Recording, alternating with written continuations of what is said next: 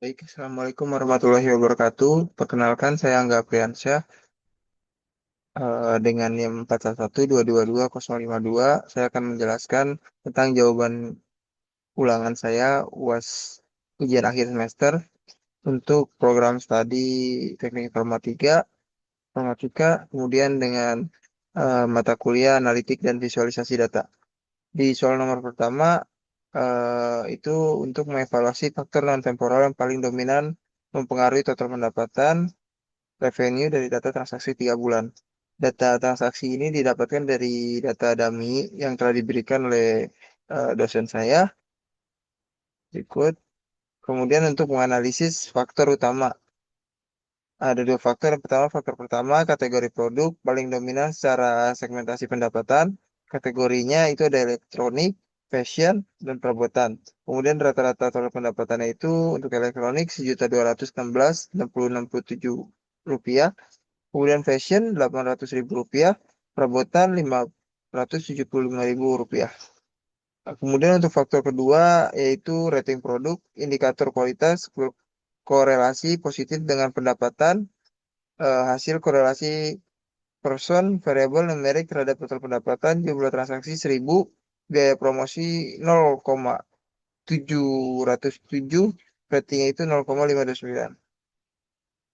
Kemudian untuk rekomendasi visualisasi plus ditambah implementasi Python, visualisasi terbaik untuk memvalidasi faktor satu kategori produk adalah bar chart rata-rata pendapatan per kategori. Alasannya fokus membandingi nilai rata-rata antar kategori secara print.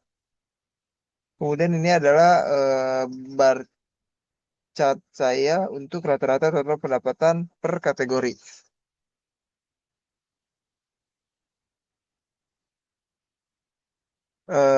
Untuk interpretasi visualnya, batang elektronik terlihat paling tinggi sehingga secara visual menginformasikan bahwa kategori elektronik memberikan kontribusi pendapatan rata-rata terbesar. Kemudian ini ada kode Python-nya untuk Google Colab. Saya juga memberikan link Google Colab-nya. Dan ini sedikit codingan untuk Google Colab-nya.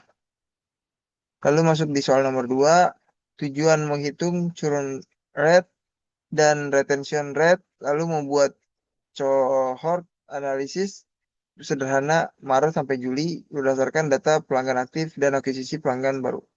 Data pelanggannya itu diambil dari data dummy dari dosen saya. Itu termasuk ada bulan, total pelanggaran aktif, kemudian pelanggan baru. Bulan itu dari Februari sampai Juli, kemudian ada total pelanggarannya dari bulan Februari Juli dan pelanggan baru untuk bulan Februari sampai Juli. Di perhitungan churn rate-nya dari April sampai Mei itu rumusnya itu pelanggan hilang atau dibagi pelanggan awal bulan dikali 100%. Pelanggan awal bulan total pelanggan akhir bulan sebelumnya.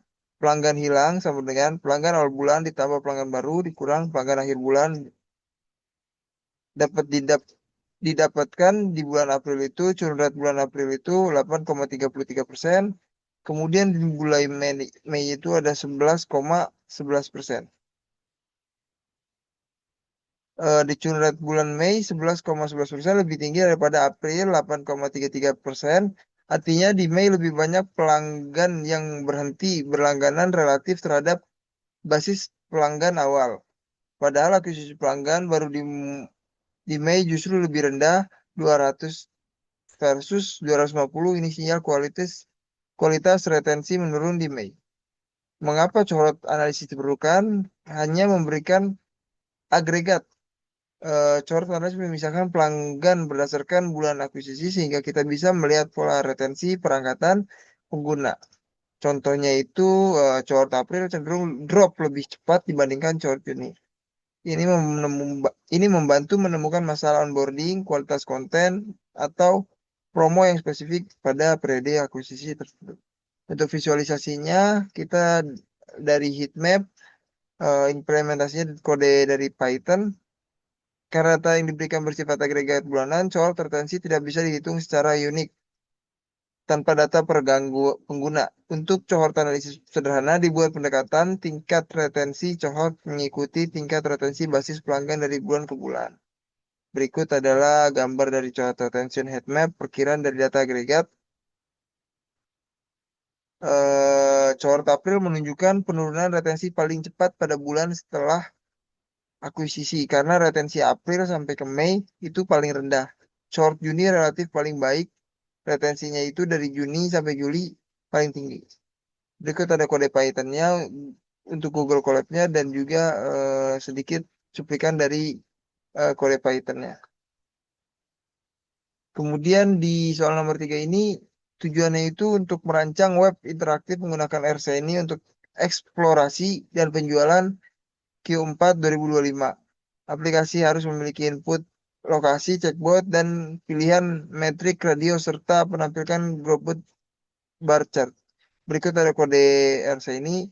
Sebelumnya mohon maaf Pak Iqbal untuk tugas soal nomor 3 saya hanya bisa memberikan codingan dari file apk.r-nya karena RStudio saya tidak bisa diinstal di laptop saya. Jadi saya hanya memberikan untuk codingannya saja. Kemudian untuk insight kritis Jakarta, perbandingan margin elektronik versus pakaian.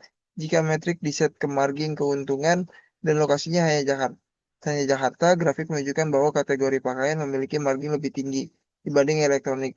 Dari data Jakarta, elektronik memiliki margin 15% dan 14%, rata-rata 14,5%. Hingga pakaian 22%. Artinya, walaupun elektronik bisa menghasilkan penjualan besar, kategori pakaian memberi profitabilitas atau persentase emerging yang lebih baik di Jakarta pada Q4. Mungkin sekian aja untuk penjelasan jawaban dari soal soal saya untuk tugas ujian akhir semester dengan mata kuliah analitik dan visualisasi data. Kurang lebihnya mohon maaf. Wassalamualaikum warahmatullahi wabarakatuh.